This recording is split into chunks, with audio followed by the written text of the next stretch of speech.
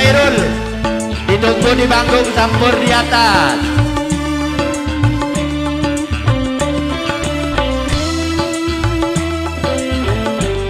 Ayo Sampure Jamul, kurang situ, pinggir gitu. Sugeng tukang Sampur. Terima kasih Pak, terima kasih.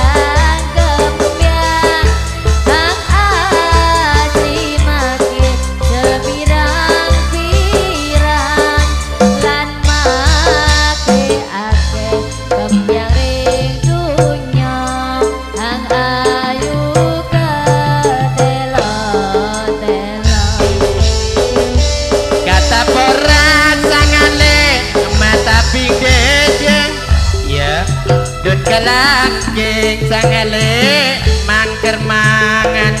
terus darmai langkong tetaretan nikah CTJ ya caca suhe ini siang makin iki junginte mangan blending aki sangale dupa lontan lemak celur del kobila sangale penang balotan ending aki duya tore tretan lanina sore makin den kaule di mangko mantan cilulut soro rebes le sugeng marompong dejang iya kelarena cahamit nyare sepote terus garmai soro abet camit firman samompong di bede mon marena bibeten gole tina amole mate dadung sangale dumae tanian yut montangi de sangale ngale karoma badangi juk kelaban bule mate kentian monta pada abadi manyo on sabora iya dur sebadun penampilan dari Kang Hamid Wirmansa Cak Suhen dua serangkai tuan rumah didampingi Abah Haji Timan Musri ada Abah Lamin Bungar Jalan Cak Hidayat Kundiono Tanggung beda tempat di Meraan 6 serangkai hajatnya pada hari Jumat Pon adi bulan Jumatil Awal Nagap Tayu Panji Laras tidak ketinggalan bergabung Jumali Mariono Putra yang datangnya juga dari Meraan tidak ketinggalan Kang Bakri Ida yang datangnya dari Pakel Kidul kesemuanya Cak Mul Hoirul yang sudah tampil di panggung pagelaran Jaipongan sak lajengipun tetap di grup Cinta Damai atas nama dirinya grup Telora Lendu semerempaan pentas Cak Muslim Zainal Caca Muslim Zainal sing duwe tebu 80 hektar monggo mriki joget-jogetan kendhingipun kersa panjenengan Gunung Sari utawi Salomean monggo kersa panjenengan Cak Muslim Zainal saking Meraan calon Jumuapon Jumatil Awal kumpul di rumahnya Pit Arifin positif coy.